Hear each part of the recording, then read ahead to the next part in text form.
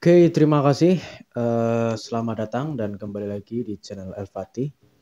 Saudara sebangsa setanah air, tentunya semakin menarik setelah usai pertandingan daripada Pilpres 2024 ini.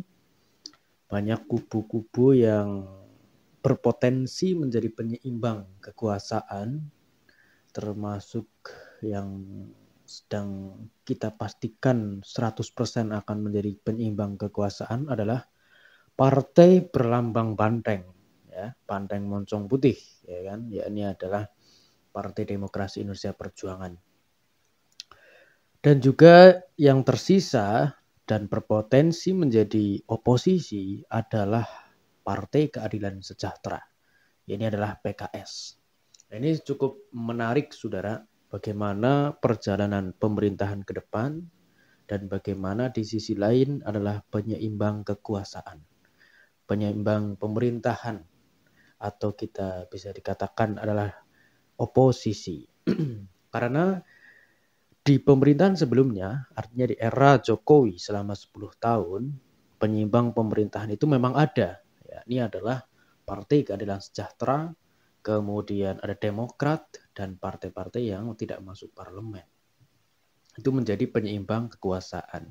Tapi kalau kita lihat di pemerintahan sebelumnya, dengan penyeimbang kekuasaannya itu tidak terlalu getol untuk menyuarakan atau bersuara kritis, ya, atau lebih kepada diam, lebih kepada apa ya, ya mungkin sedikit kritik-kritik yang datang dari ketua umum partai, misalkan dari Pak SBY, atau misalkan dari beberapa kader-kader dari PKS.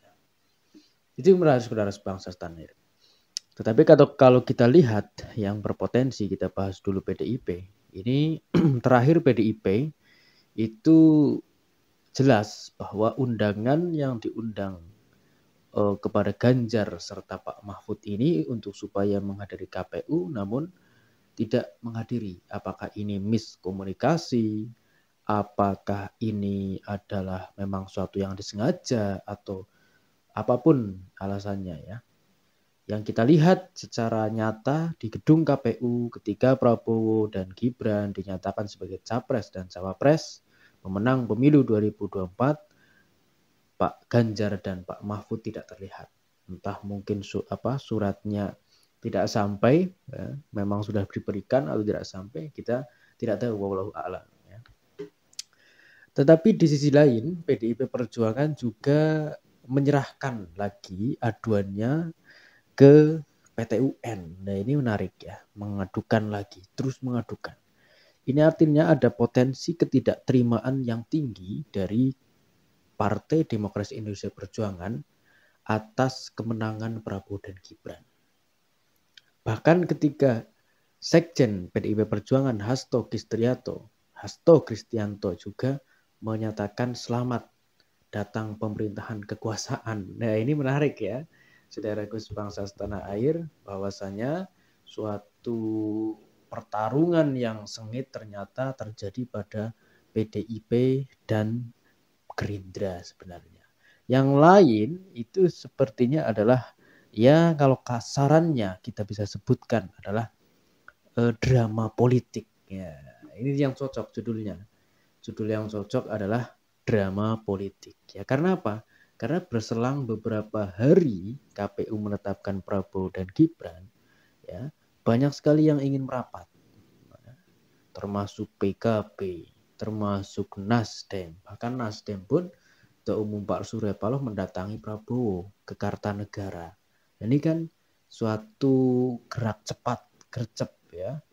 Ya, kalau ibarat kita misalkan melihat suatu pertandingan yang dimana satu klub ada yang tidak puas, pasti lama saling memaafkan atau saling menerima daripada ketidakpuasan itu lama. Tapi ini langsung gercep, ya kan. PKB maupun Nasdem, tersisa hanya PKS, Partai Keadilan Sejahtera, dan PDIP Perjuangan. PKS memang terkenal menjadi oposisi sejati selama 10 tahun pemerintahan Jokowi. Ini patut kita hargai sebagai suatu tindakan penyeimbang pemerintahan. Karena dalam pemerintahan itu harus ada penyeimbang. Atau tadi di kata lain adalah oposisi. Harus ada penyeimbang. Supaya apa? Ketika nanti kesewenang-wenangan atau program yang tidak tepat sasaran atau sebuah tindakan-tindakan yang melanggar etika itu bisa diingatkan oleh partai oposisi. Bisa diingatkan oleh partai penyeimbang ini. Jadi sebenarnya sangat dibutuhkan ya, partai penyeimbang pemerintahan itu sangat dibutuhkan ke depan. Karena yang tahu selain masyarakat adalah wakil rakyat yang di gedung DPR. Nah, gedung DPR itu nantinya itu adalah perwakilan dari partai-partai, termasuk partai yang sedang dan akan oposisi. Yaitu kalau kita analisis ya, yakni adalah PKS serta PDIP Perjuangan. Ya, saudaraku sebangsa setanah air, andai kata pun PDIP menjadi oposisi, tentunya ini lebih panas lagi ya, ketika dibandingkan di masa pemerintahan SBY selama 10 tahun. Ya, PDIP ketika menjadi oposisi di pemerintahan SBY selama 10 tahun, ganasnya luar biasa. Ditambah ini, ya kalau kita tahu ya kan, kekecewaan PDIP terhadap kadernya sendiri yang membelok, bahkan sampai ada pelanggaran etika, tanda kutip etika menurut partai PDIP Perjuangan, ya, itu mungkin lebih ganas lagi dari 10 tahun ketika dipimpin oleh SBY. Nah, ini sangat menarik saudaraku sebangsa tanah air. Ya, tentunya kita akan melihat nanti perkembangan berikutnya ya terkait peta politik serta juga harapan yang kita taruhkan untuk pemerintahan yang akan datang. Tetap di El Fatih. Terima kasih. Assalamualaikum warahmatullahi wabarakatuh.